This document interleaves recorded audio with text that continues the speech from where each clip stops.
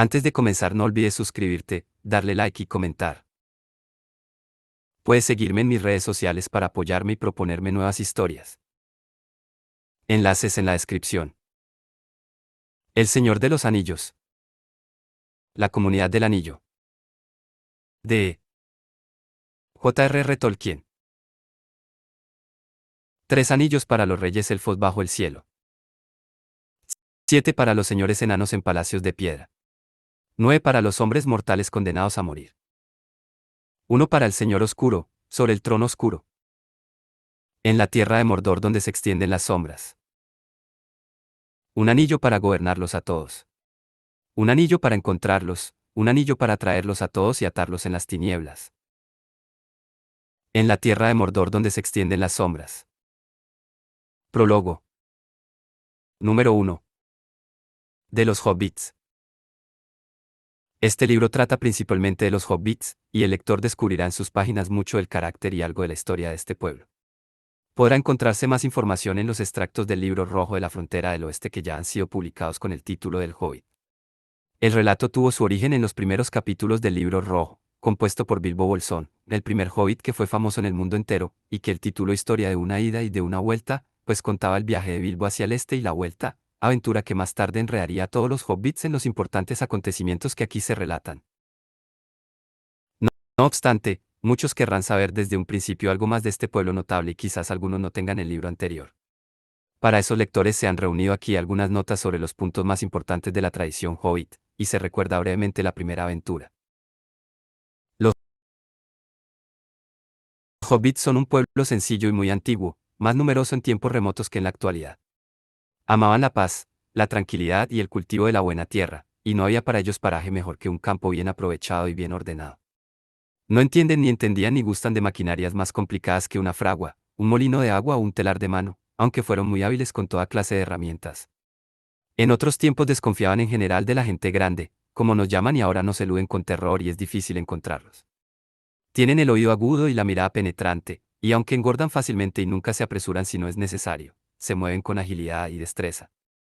Dominaron desde un principio el arte de desaparecer rápido y en silencio, cuando la gente grande con la que no querían tropezar se les acercaba casualmente, y han desarrollado este arte hasta el punto de que a los hombres puede parecerles verdadera magia.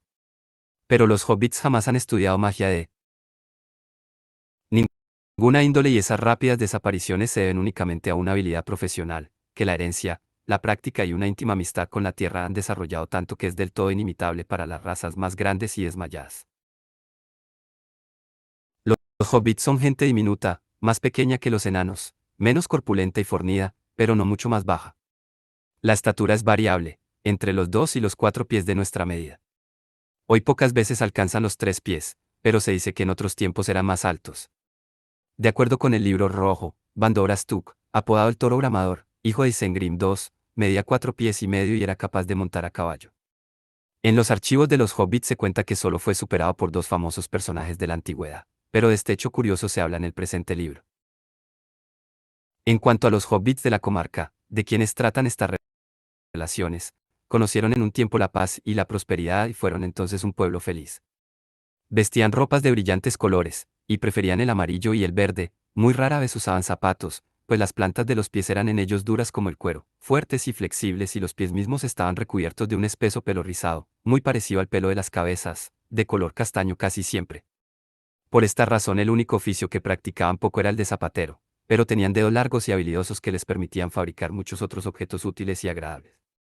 En general los rostros eran bonachones más que hermosos, anchos, de ojos vivos, mejillas rojizas y bocas dispuestas a la risa, a la comida y a la bebida. Reían, comían y bebían a menudo y de buena gana, les gustaban las bromas sencillas en todo momento y comer 6 veces al día, cuando podían. Eran hospitalarios, aficionados a las fiestas, hacían regalos espontáneamente y los aceptaban con entusiasmo. Es en verdad evidente que a pesar de un alejamiento posterior los hobbits son parientes nuestros, están más cerca de nosotros que los elfos y aunque los mismos enanos antiguamente hablaban las lenguas de los hombres, adaptadas a su propia modalidad, y tenían casi las mismas preferencias y aversiones que los hombres. Mas ahora es imposible descubrir en qué consiste nuestra relación con ellos. El origen de los hobbits viene de muy atrás, de los días antiguos, ya perdidos y olvidados. Solo los elfos conservan algún registro de esa época desaparecida y sus tradiciones se refieren casi únicamente a la historia élfica, historia donde los hombres aparecen muy de cuando en cuando. A los hobbits ni siquiera se los menciona. Sin embargo, es obvio que los hobbits vivían en paz en la Tierra Media muchos años antes que cualquier otro pueblo advirtiese siquiera que existían. Y como el mundo se pobló luego de extravías e incontables criaturas, esta gente pequeña pareció insignificante. Pero en los días de Bilbo y de Frodo, heredero de Bilbo, se transformaron de pronto a pesar de ellos mismos en importantes y famosos, y perturbaron los concilios de los grandes y de los sabios. Aquellos días, la tercera edad de la Tierra Media, han quedado muy atrás, y la conformación de las tierras en general ha cambiado mucho, pero las regiones en que vivían entonces los hobbits eran sin duda las mismas de ahora, el noroeste del viejo mundo, al este del mar. Los hobbits del tiempo de Bilbo no sabían de dónde venían. El deseo de conocimiento, fuera de las ciencias genealógicas, no era común entre ellos, pero había aún descendientes de antiguas familias que estudiaban sus propios libros y hasta recogían de los elfos, los enanos y los hombres noticias de épocas pasadas y de tierras distantes. Los recuerdos propios comienzan luego de que se establecieran en la comarca y las leyendas más antiguas apenas si se remontan poco más allá de los días del Éxodo. Está perfectamente claro, no obstante, a través de estas leyendas y lo que puede descubrirse en el lenguaje y las costumbres de los hobbits, que en un pasado muy lejano ellos también se desplazaron hacia el oeste, como muchos otros pueblos. En las historias primitivas hay referencias oscuras a los tiempos en que moraban en los altos valles del Anduin, entre los lindes, del gran bosque verde y las montañas nubladas. No se sabe con certeza porque emprendieron más tarde el arduo y peligroso cruce de las montañas y entraron en Eriador. Los relatos hobbits hablan de la multiplicación de los hombres en la tierra y de una sombra que cayó sobre la floresta y la oscureció, por lo que fue llamada desde entonces el Bosque Negro. Antes de cruzar las montañas, los hobbits ya se habían dividido en tres ramas un tanto diferentes, los pelosos, los fuertes y los albos. Los pelosos eran de piel más oscura, cuerpo menudo, cara lampiña, y no llevaban botas, de manos y pies bien proporcionados y ágiles preferían las tierras altas y las laderas de las colinas.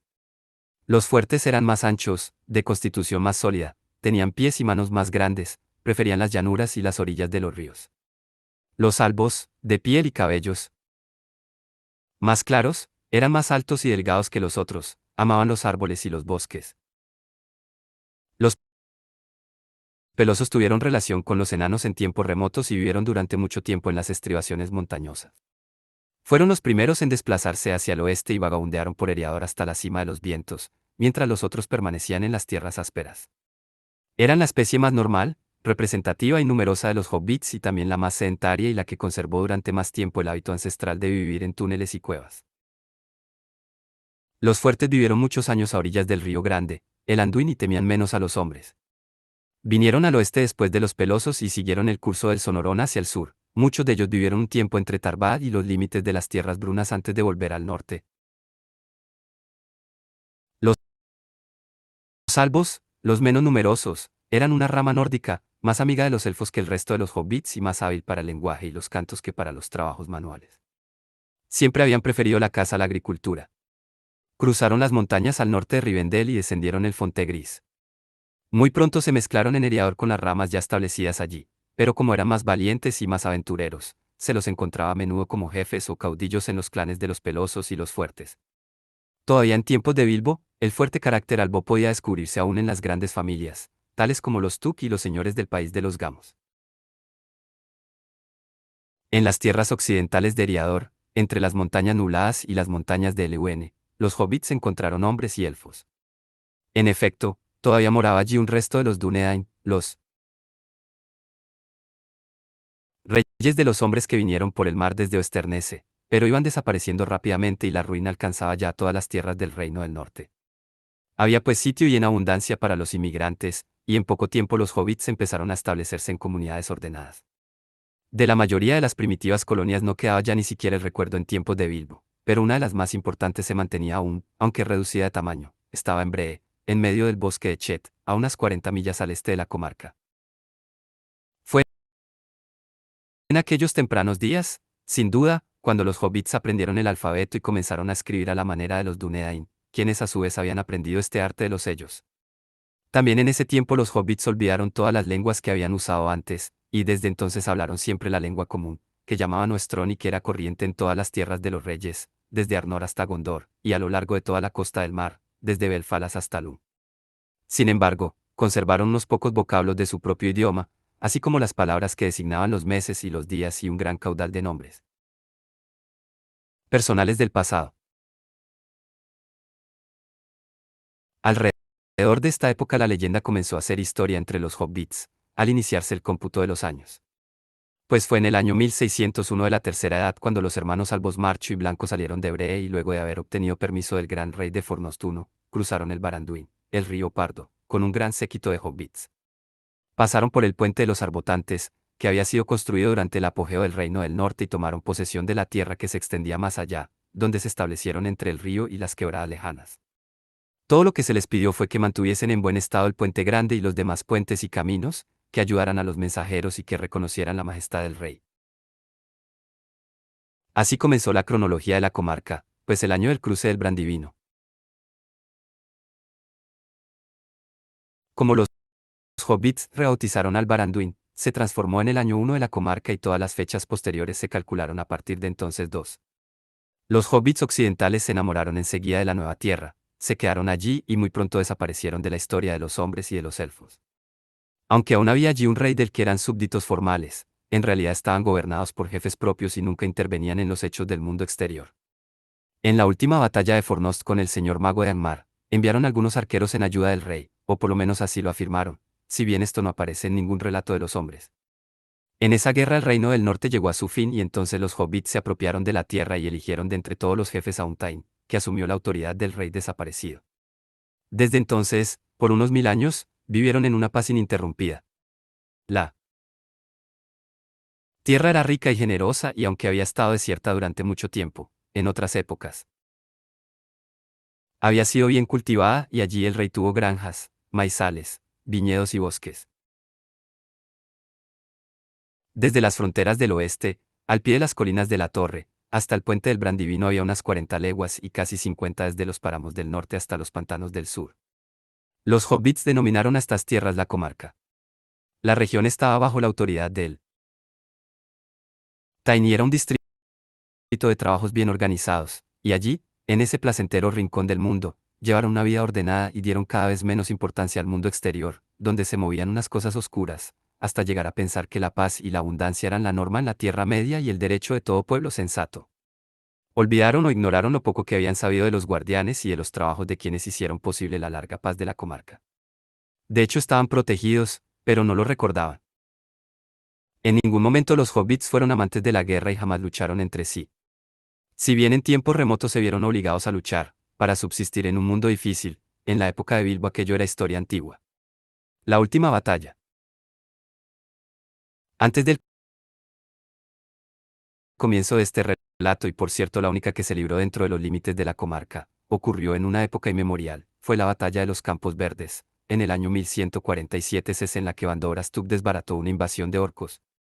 Hasta el mismo clima se hizo más apacible, y los lobos, que en otros tiempos habían llegado desde el norte devorándolo todo durante los rudos inviernos blancos, eran ahora cuentos de viejas. Aunque había algún pequeño arsenal en la comarca, las armas se usaban generalmente como trofeos, se las colgaba sobre las chimeneas o en las paredes, o se las coleccionaba en el Museo de Cavada Grande, conocido como el hogar de los Matoms. Los hobbits llamaban matum a todo aquello que no tenía uso inmediato y que tampoco se decidían a desechar. En las moradas de los hobbits había a menudo grandes cantidades de matoms y muchos de los regalos que pasaban de mano en mano eran de esa índole. No obstante, el ocio y la paz no habían alterado el raro vigor de esta gente.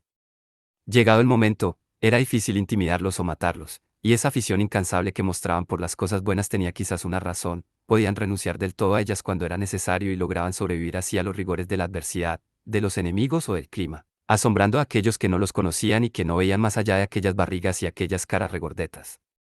Aunque se resistían a pelear y no mataban por deporte a ninguna criatura viviente, eran valientes cuando se los acosaba y hasta podían manejar las armas si se presentaba el caso. Tiraban bien con el arco, pues eran de mirada certera y buena puntería, y si un hobbit recogía una piedra, lo mejor era ponerse a resguardo inmediatamente, corno bien lo sabían todas las bestias merodeadoras. Los hobbits habían vivido en un principio en cuevas subterráneas, o así lo creían y en esas moradas se sentían a gusto. Más con el transcurso del tiempo se vieron obligados a adoptar otras viviendas. Lo cierto es que en tiempos de Bilbo solo los hobbits más ricos y los más pobres mantenían en la comarca esa vieja costumbre. Los más pobres continuaron viviendo en las madrigueras primitivas, en realidad simples agujeros, con una sola ventana o bien ninguna, mientras que los ricos edificaban versiones más lujosas de las simples excavaciones antiguas.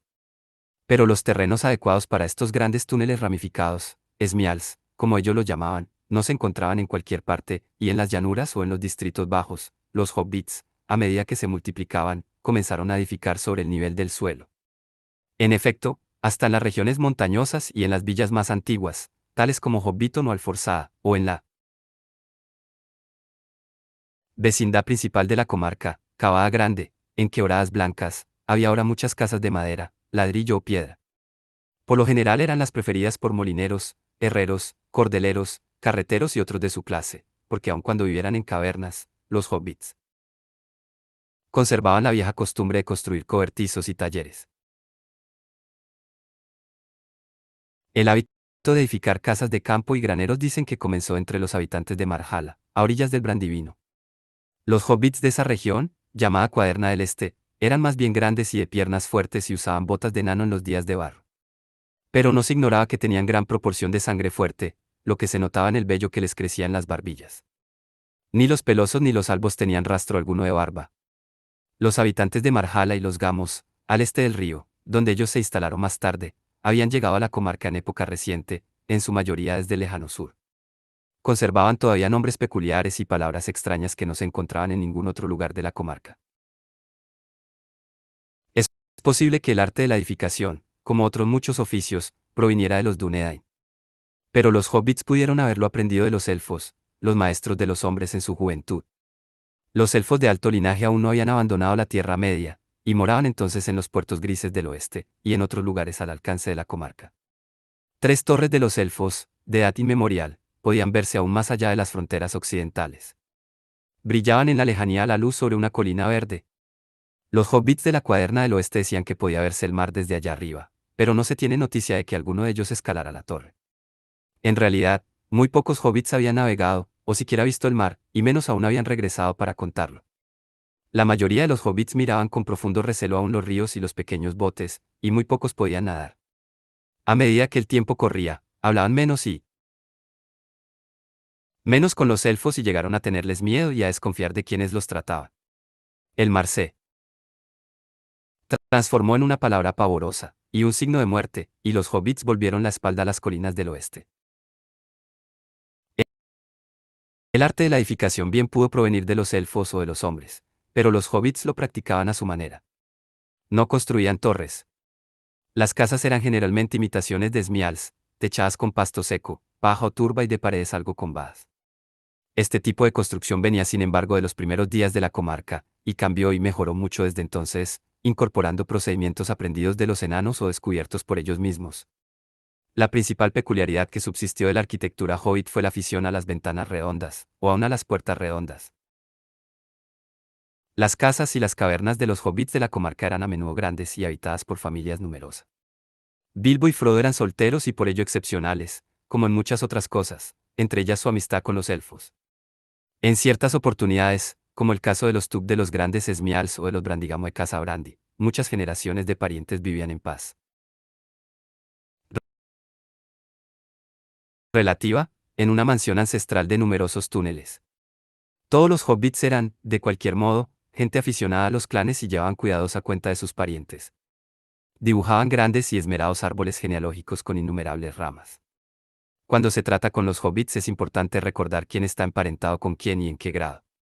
Sería imposible en este libro establecer un árbol de familia, aunque solo incluyera a los miembros más importantes de las familias más destacadas en la época que se refieren estos relatos. La colección de árboles genealógicos que se encuentra al final del libro rojo de la frontera del oeste es casi un pequeño libro y cualquiera, exceptuando a los hobbits, la encontraría excesivamente pesada. Los hobbits se deleitan con esas cosas, si son exactas, les encanta tener libros colmados de cosas que ya saben, expuestas sin contradicciones y honradamente. Número 2. De la hierba para pipa. Hay otra cosa entre los antiguos hobbits que merece mencionarse, un hábito sorprendente, absorbían o inhalaban, a través de pipas de arcilla o madera, el humo de la combustión de una hierba llamada hoja o hierba para pipa, quizás una variedad de la nicotiana. Hay mucho misterio en el origen de esta costumbre peculiar, o de este arte, como los hobbits preferían llamarlo.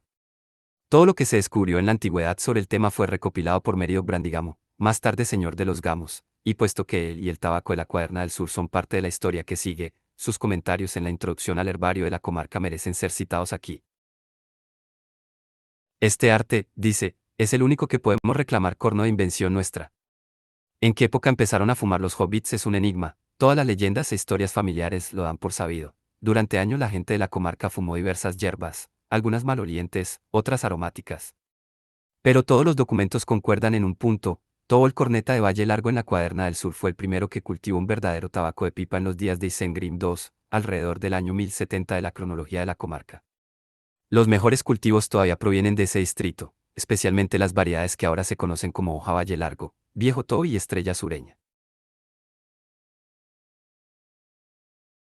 No está registrado como el viejo Toby obtuvo la planta, pues murió sin decírselo a nadie.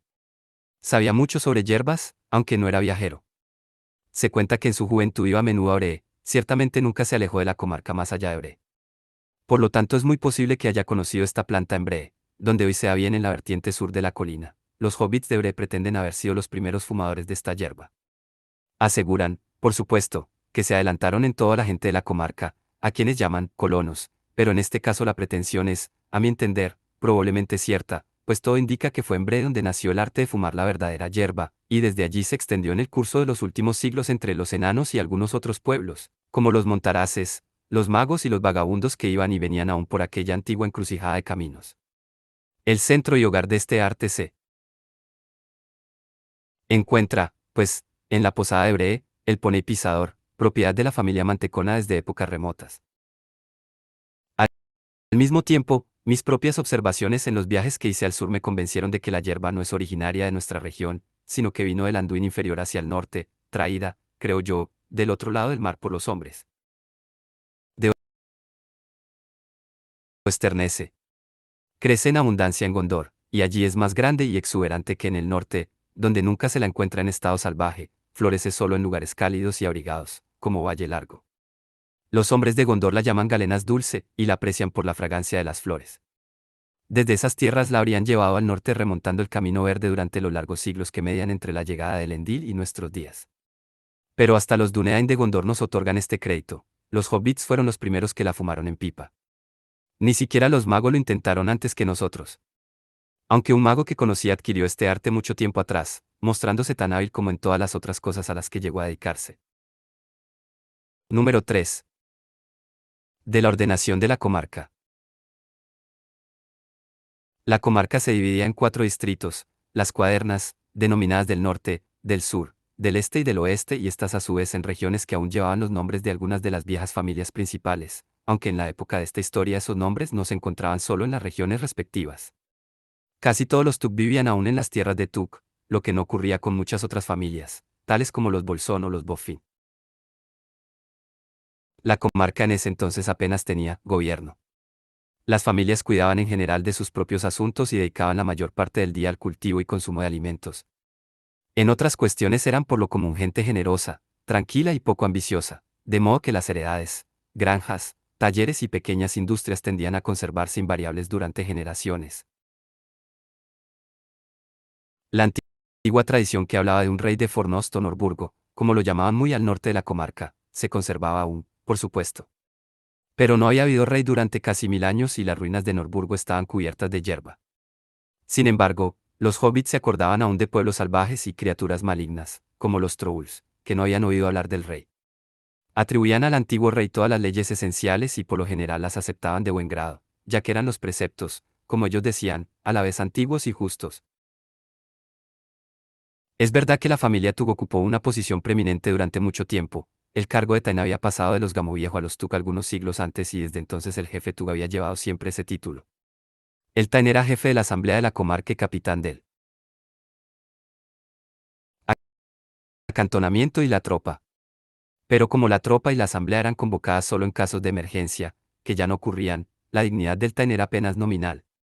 A la familia Tuk se la respetaba especialmente, pues seguía siendo numerosa y muy rica y tenía la capacidad de producir en cada generación personajes recios, de costumbres peculiares, y aun de temperamento aventurero. Estas últimas cualidades, sin embargo, eran más toleradas, en los ricos, que generalmente aprobadas. No obstante, se mantuvo la costumbre de llamar el Tug al jefe de la familia, y se agregaba al nombre, si era necesario, un número, como por ejemplo Isengrim II. El único oficial verdadero en la comarca era en esa época el alcalde de Cabada Grande, o de la comarca, y que era elegido cada 7 años en la Feria Libre de las Quebradas Blancas, en Lite, es decir, a mediados del verano. Como alcalde, su casi única obligación consistía en presidir los banquetes en las fiestas de la comarca, que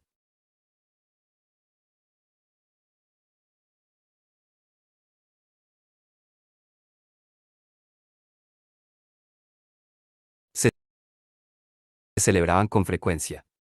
Pero a la alcaldía se agregaban los oficios de jefe de correos y primer oficial, de modo que el alcalde ordenaba tanto los servicios de mensajeros como los policiales. Estos eran los únicos servicios de la comarca, y los mensajeros, los más numerosos y los más atareados. Los hobbits no eran todos instruidos, de ningún modo, pero los que lo eran escribían constantemente a todos los amigos y algunos parientes que vivían más allá de una tarde de marcha. Oficiales era el nombre que los hobbits daban a sus policías o al equivalente más cercano. Por supuesto, no llevaban uniforme, cosas así eran completamente desconocidas, sin una simple pluma en el sombrero, y en la práctica eran guardias campestres, más que policías y se ocupaban más de los animales extraviados que de las gentes. En toda la comarca solo había 12, 3 en cada cuaderna, para trabajos internos. Un cuerpo bastante mayor, que variaba de acuerdo con la necesidad, estaba dedicado a batir las fronteras, e impedir que los extraños de cualquier clase, grandes o pequeños, molestaran demasiado. En la época en que empieza esta historia, los fronteros, como se los llamaba, se habían multiplicado mucho. Había numerosos informes y quejas acerca de personas y criaturas extravías que merodeaban fuera o dentro de los lindes, primer signo de que todo no estaba completamente en orden, como lo había estado siempre, excepto en cuentos y leyendas de otro tiempo. Muy pocos prestaron atención a tales indicios y ni siquiera Bilbo tenía aún noción de lo que esto presagiaba. Habían pasado 60 años desde que emprendiera el memorable viaje, y era viejo hasta para los hobbits, quienes alcanzaban a veces los 100 años, pero evidentemente conservaba mucho de la considerable fortuna que había traído de vuelta. Cuánto, o cuán poco, no lo había revelado a nadie, ni siquiera a Frodo, su sobrino favorito. Y todavía guardaba en secreto el anillo que había encontrado. Número 4. Del descubrimiento del anillo. Como se cuenta en el Hobbit, un día llegó a la puerta de Bilbo el gran mago, Gandalf el Gris y con él 3 enanos, nada menos que Thorin Escudo de Roble, descendiente de reyes, y 12 compañeros de exilio. Bilbo salió con ellos, del todo perplejo, en una mañana de abril del año 1341 de la cronología de la comarca, a la búsqueda del gran tesoro, el tesoro oculto de los reyes enanos de la montaña, debajo de Erebor en el valle, lejos al este. La búsqueda fue fructífera, y dieron muerte al dragón que custodiaba el tesoro. Sin embargo, aunque antes del triunfo final se libró la batalla de los 5 ejércitos, en la que murió Thorin, y se realizaron muchas proezas, el asunto habría incumbido apenas a la historia posterior o solo hubiera merecido algo más que un comentario en los largos anales de la Tercera Edad, de no haber mediado una causa fortuita. El grupo fue asaltado por orcos en un alto paso de las montañas nubladas, en el camino hacia las tierras ásperas, y sucedió que Bilbo se perdió un tiempo en las profundas y negras minas subterráneas de los orcos, bajo la montaña, y allí, tanteando en vano en la oscuridad, posó la mano sobre un anillo, caído en el piso de un túnel. Se lo guardó en el bolsillo. En ese momento solo pensó que había tenido suerte. Tratando de encontrar la salida, Bilbo siguió descendiendo a las profundidades de la montaña, hasta que no pudo continuar. En el fondo de la galería había un lago helado, lejos de toda luz, y en una isla rocosa, en medio de las aguas, vivía Gollum. Era una pequeña y aborrecible criatura, impulsaba un botecito con unos pies anchos y planos, acechando con ojos pálidos y luminosos, metía los dedos largos en el agua, sacaba un pez ciego, y se lo devoraba crudo. Se alimentaba de cualquier cosa viviente, aun orcos, si podía apresarlos y estrangularlos sin lucha. Era dueño de un tesoro secreto que había llegado a él en pasadas edades, cuando todavía vivía a la luz, un anillo de oro que hacía invisible a quien lo usaba. Era lo único que amaba, su tesoro, y hablaba con él aunque no lo llevaba consigo. Lo mantenía oculto y a salvo en un agujero de la isla, excepto cuando cazaba o espiaba a los orcos de las minas.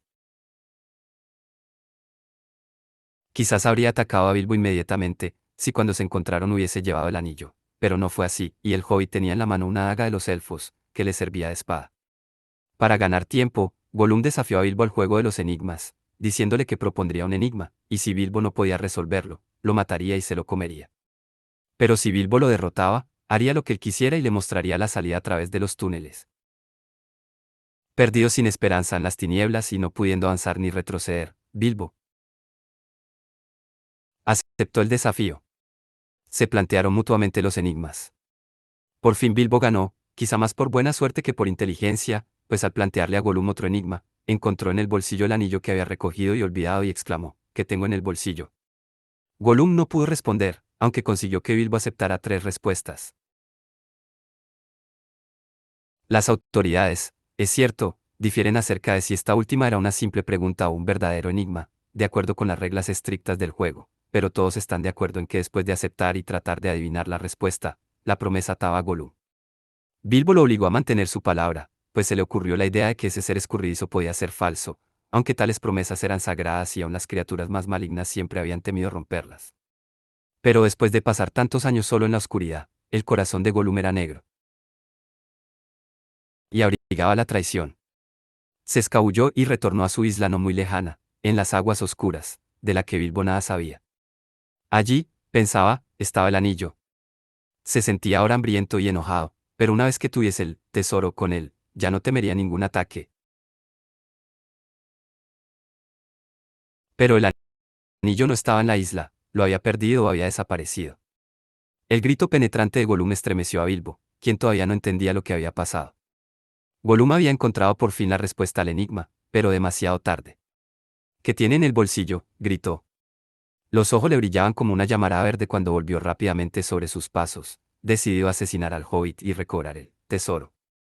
Justo a tiempo, Bilbo vio el peligro y huyó ciegamente por el pasaje, alejándose del agua, y una vez más la buena suerte lo salvó. Porque mientras corría metió la mano en el bolsillo, y el anillo se le deslizó suavemente en el dedo, de modo que Gollum pasó a su lado sin verlo cuando iba a vigilar la puerta de salida para que el ladrón no escapase. Bilbo siguió cautelosamente a Gollum, que corría maldiciendo y hablando consigo mismo sobre su tesoro. Por esta charla Bilbo entendió al fin y la esperanza acudió a él en las sombras. Había encontrado el maravilloso anillo y con él la probabilidad de escapar de los orcos y de Gollum. Por fin se detuvieron frente a una abertura oculta que llevaba a las puertas inferiores de las minas, en la ladera oriental de las montañas. Allí Gollum se agazapó, acechando, husmeando y escuchando. Bilbo estuvo tentado de atravesarlo con la espada, pero le dio lástima, pues aunque tenía el anillo, que era su única esperanza, no lo utilizaría como ayuda para matar a la miserable criatura a traición. Por último, armándose de coraje, saltó por encima de Gollum en la oscuridad y huyó pasaje adelante perseguido por los gritos de odio y desesperación de su enemigo, ladrón. ¿Ladrón? ¿Bolsón? Te odiaré siempre. Cosa curiosa, pero esta no es la historia que Bilbo contó al principio a sus compañeros. Les dijo que Gollum le había prometido un regalo, si él, Bilbo, ganaba en el juego. Pero cuando Gollum fue a la isla descubrió que el tesoro había desaparecido. Era un anillo mágico que le habían regalado en un cumpleaños mucho tiempo atrás.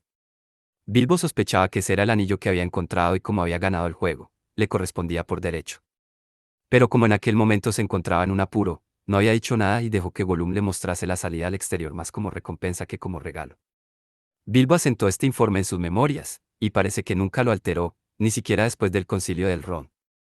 Evidentemente sigue apareciendo así en el libro rojo y en varias copias y resúmenes. Pero muchos ejemplares contienen la verdadera versión, como una variante, derivada sin duda de notas de Frodo o Sam Sagaz, pues ambos conocieron la verdad, aunque parece que no desearon cambiar nada de lo que el viejo hobbit había escrito. Gandalf, sin embargo, enseguida puso en duda la historia original de Bilbo y quiso saber algo más del anillo. Al fin obtuvo la verdadera historia después de mucho preguntar a Bilbo, lo que por un tiempo enfrió las relaciones entre ellos. El mago entendía que la verdad era importante. Aunque no se lo dijo a Bilbo, pensó que era también importante y perturbador saber que el buen hobbit no había dicho la verdad desde el principio, cosa bastante contraria a su costumbre. La idea de un regalo, sin embargo, no era mera invención del hobbit. Se la había sugerido a Bilbo y así lo confesó, lo que alcanzó a oír a Gollum, quien en efecto denominó al anillo muchas veces regalo de cumpleaños. También esto le pareció a Gandalf extraño y sospechoso, pero no descubrió la verdad al respecto hasta muchos años después, como se verá en este libro. De las posteriores aventuras de Bilbo muy poco hay que decir aquí. Con ayuda del anillo escapó de los orcos que guardaban la puerta y se reunió con sus compañeros. Usó el anillo muchas veces mientras iba de un lado a otro, principalmente para ayudar a sus amigos, pero guardó el secreto todo lo que pudo. Ya en su casa nunca habló de él con nadie, excepto con Gandalf y Frodo, y ningún hobbit de la comarca supo de la existencia del anillo, o por lo menos así lo creyó él. Solo a Frodo mostró el informe de viaje que estaba escribiendo. Colgó la espada, dardo, sobre el hogar, y la maravillosa cota de malla, regalo de los enanos, tomada del tesoro escondido del dragón, la prestó a un museo, la casa de los matos de Cavada Grande. Pero en una gaveta, en bolsón cerrado, conservó el viciomanto y la caperuza que había llevado en sus viajes. En cuanto al anillo, lo guardó siempre en un bolsillo sujeto a una hermosa cadena. Volvió a su hogar en Bolsón Cerrado el 22 de junio de su 52º año, 1342 cc, y nada digno de mención sucedió en la comarca hasta que el señor Bolsón comenzó a preparar la celebración de su cumpleaños 111º, 1401 cc. En ese punto comienza esta historia. Nota sobre los archivos de la comarca. A fines de la tercera edad, el papel desempeñado por los hobbits en los importantes acontecimientos que llevaron a la inclusión de la comarca en el Reino Reunido despertó en ellos una mayor curiosidad por la propia historia y numerosas tradiciones que hasta entonces habían sido sobre todo orales, fueron recogidas y consignadas por escrito. Las más grandes familias se interesaron también en los acontecimientos del reino en general y muchos de sus miembros estudiaron las historias y leyendas antiguas. Al concluir la cuarta edad, había ya en la comarca numerosas bibliotecas que contenían muchos libros de historia y archivos. Las más importantes de esas colecciones eran sin duda las de Torres de Abajo en Grandes Esmials y en Casa Brande. El presente relato del fin de la tercera edad fue sacado en su mayor parte del libro rojo de la frontera del oeste. Fuente principal para la historia de la Guerra del Anillo, se llama así por haber sido conservado mucho tiempo en las Torres de Abajo, residencia de los Belinfante, guardianes de la frontera del oeste. El libro fue en un principio el diario personal de Bilbo, que lo llevó a Rivendell. Frodo lo trajo luego a la comarca junto con muchas hojas de notas y en los años 1420-21 se completó casi del todo la historia de la guerra. Pero anexados a esas páginas y conservados con ellas, probablemente en una caja roja, había 3 gruesos volúmenes, encuadernados en cuero rojo que Bilbo le entregó como regalo de despedida. A estos 4 volúmenes se le sumó en la frontera del oeste un quinto con comentarios, genealogías y otras referencias a propósito de los hobbits de la comunidad. El libro rojo original no se conserva, pero se hicieron muchas copias, sobre todo el primer volumen, para uso de los descendientes de los hijos del señor Sam Sagaz. Sin embargo, la copia más importante fue conservada en Grandes Esmials y se escribió en Gondor, sin duda a pedido del bisnieto de Peregrín y completada en 1592 cc. El escriba del sur añadió la nota siguiente: Findigal, escriba del rey, termina esta obra en 472. Es copia fiel del libro del Tain de Minas Tirith, por orden del rey Elessar, del libro rojo de Perianat, que fue traído por el Tain Peregrín cuando se retiró a Gondor en 464. El libro del Tain fue así la primera copia del libro rojo y contiene muchas cosas hasta entonces omitidas o perdidas. En Minas Tirith se le añadieron numerosas anotaciones y citas en lenguas élficas y se le agregó una versión abreviada de parte de la historia de Aragorn y de Arwen, que no se refiere a la guerra. Se supone que la historia completa fue escrita por Barair, nieto del senescal Faramir, poco después de la muerte del rey. Pero la copia de Findahil es importante porque solo ella reproduce la totalidad de las traducciones del élfico que Bilbo llevará a cabo.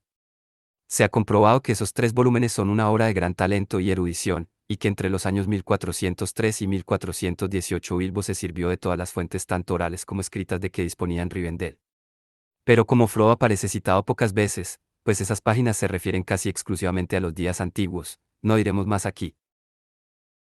Como Meriadoc y Peregrín llegaron a ser cabezas de grandes familias, manteniendo siempre alguna relación con las gentes de Rohan y Gondor. En las bibliotecas de los Gamos y Alforzadas se encuentran muchas cosas que no aparecen en el libro rojo. En Casa Brandi abundaban los libros que trataban de Eriador y la historia de Rohan. Algunos fueron compuestos o comenzados por el mismo Meriadoc, aunque en la comarca se lo recuerda sobre todo por el herbario de la comarca y su cronología donde estudió las relaciones de los calendarios de la comarca y de Bree con los de Rivendell, Gondor 3, Rohan. Meriadoc escribió también un breve tratado, Palabras y nombres antiguos de la comarca, donde se interesa particularmente en descubrir el parentesco de la lengua de los Rohirrim con algunas palabras de la comarca, como Matún y los elementos antiguos en los nombres topográficos. Los libros de grandes esmials tenían menos interés para las gentes de la comarca, aunque son en verdad importantes para la historia más general. Ninguno de ellos era de mano de Peregrín, pero él y sus sucesores reunieron muchos manuscritos de los escribas de Gondor, principalmente copias y resúmenes de historias y leyendas relativas a Elendil y sus herederos. Solo aquí en la comarca es posible encontrar abundante material para la historia de Númenor y el ascenso de Sauron. La historia de los años fue compuesta sin duda en grandes esmials a partir de unos textos reunidos por Merido. Aunque las fechas son a menudo conjeturaces, sobre todo para la Segunda Edad, merecen alguna atención. Es posible que Merioc haya obtenido información de Rivendell, que visitó muchas veces. Los hijos del Rond, aunque él ya había muerto, permanecieron allí muchos años junto con algunos altos elfos. Se dice que Celeborn fue a vivir allí luego de la muerte de Galadriel, pero no hay ninguna noticia sobre el día en que partió al fin hacia los puertos grises, y con él desapareció el último testigo de los días antiguos en la Tierra Media.